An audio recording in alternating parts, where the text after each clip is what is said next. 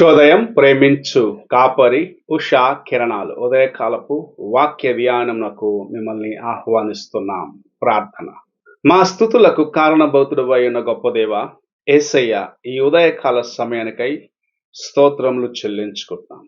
తండ్రి, నన్ను మమ్మల్ని ప్రేమించి ఈ దినమును అనుగ్రహించిన అనేకులు ఈ దినమును చూడక గతించిపోయినప్పటికీ మా పట్ల నీ ప్రేమ ఉన్నతమైనదిగా ఉన్నందుకు వందనాలు చెల్లించుకుంటున్నాం.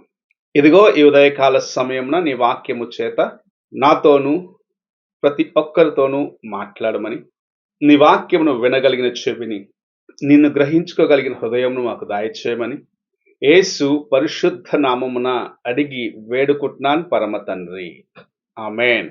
ఈ ఉదయకాలపు వాక్య భాగము రాజులు 2వ గ్రంథము 5వ అధ్యాయము 1 నుండి 3 వచనములను చదువుకుందాం. సిరియా రాజు సైన్యాధిపతి అయిన నయమాను అను ఒకడుండెను.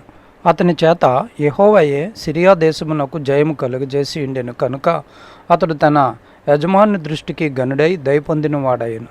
అతడు మహాపరాక్రమశాలి అయి ఉండెను, కానీ అతడు కుష్ఠరోగి. సిరియన్లు గుంపులు గుంపులుగా బయలుదేరి ఇజ్రాయేల్ దేశం మీదకు పోయి ఉండిరి. వారు అచ్చటి నుండి ఒక చిన్న దానిని చెరకొని తేగా అది నయమాను భార్యకు పరిచారము చేయుచుండెను. అది సుమ్రోన్లోనున్న ప్రవక్త దగ్గర నా ఏలినవాడు ఉండవలనని నేనెంతో కోరుచున్నాను. అతడు నా ఏలినవానికి కలిగిన కుష్ఠరోగమును బాగు చేయనని తన యజమానురాలతో అనెను.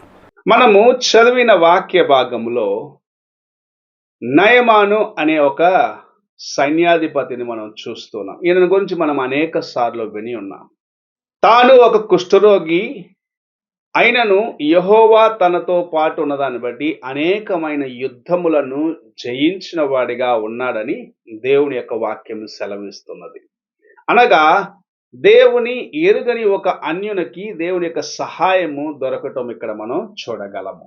ఎలాగూ ఇది సాధ్యము అని మనం ఆలోచించినట్లయితే దేవుని యొక్క కృప అతని పట్ల ఉన్నతమైనదిగా ఉన్నది. ఆయనను గురించి ఈ అధ్యాయంలో మాత్రమే మనం చూడగలుగుతున్నాము. కానీ దేవుని యొక్క ప్రణాళికను ఒక్కసారి మనం ఆలోచించుకొని చూద్దాం. యుద్ధమునకు వెళ్ళినప్పుడు ఒక చిన్న బిడ్డను వారి ఇంట్లో సహాయము కోసము తీసుకొని రావటం చూస్తున్నాం. ఒక ఇశ్రాయేలీలో చిన్నదాన్ని.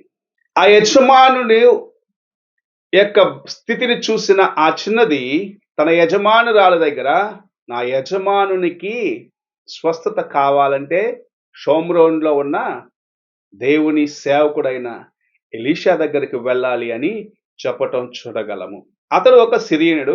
ఇంట్లో పని చేసేదానికి తీసుకొచ్చిన ఒక చిన్నది చెప్పిన మాటను అతడు శ్రద్ధగా ఆలకించినాడు. అతనికి యెహోవా తోడుగా ఉన్నాడు అనేదానికి ఇది ఒక గుర్తుగా ఉన్నది. యెహోవా ఆయనకు తోడుగా ఉన్నదాన్ని బట్టి ఆ ఇంటిలో పని చేసుకునే చిన్నదాని యొక్క మాటలను నయమాను ఇంట్లో ఉన్నవారు ఆలకించినారు. బయలుదేరి దేవుని యొక్క సేవకుని దగ్గరికి, లేకపోతే ఈ షోమ్రోనుకు బయలుదేరి రాజునద్దకు రావటం మనం చూస్తూ ఉన్నాం. మన జీవితంలో చాలాసార్లు దేవుని యొక్క ప్రేమను మనం గుర్తించలేకపోతాం. ప్రభు మనతో పాటే ఉన్నాడు, మనకు ఆయన సహాయం చేసేవాడిగా ఉన్నాడు అన్నది మనం గుర్తించలేకపోతున్నాం. కారణం ఏమిటంటే మనము ఆయన యొక్క స్వరము అనగా ఆయన యొక్క ఆలోచనలను గుర్తించలేకపోతూ ఉన్నాం.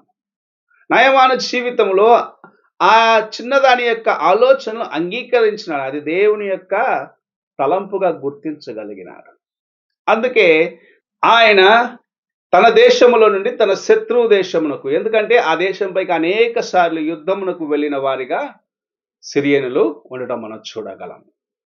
శత్రువు దేశమునకు వెళ్ళి నన్ను స్వస్థపరచుము అని ఆయన అడగటం చూస్తూ ఉన్నాం.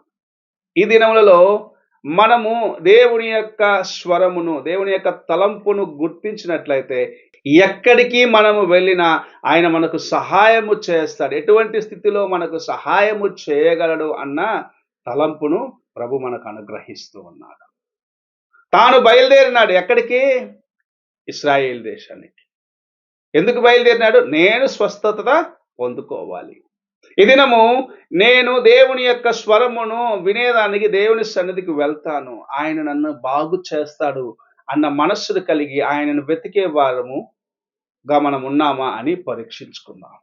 లేని ఎడల మనకు నయమాను యొక్క జీవితంలో ప్రభు నేర్పిస్తున్న పాఠం. ఆయన యొక్క స్వరము ఆ ఇంటికి చేరినది.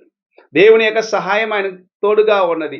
ఆయన ఎప్పుడైతే ఆ యొక్క మాటను అనగా చిన్నదాని యొక్క మాటను ఆలకించినాడో దేవుని సేవకుడు ఉన్న స్థలమునకు, దేవుని యొక్క రాజ్యమునకు, ఇక్కడ దేవుని ప్రజలు నివసించే స్థలమునకు వెళ్ళటం మనం చూస్తూ ఉన్నాం.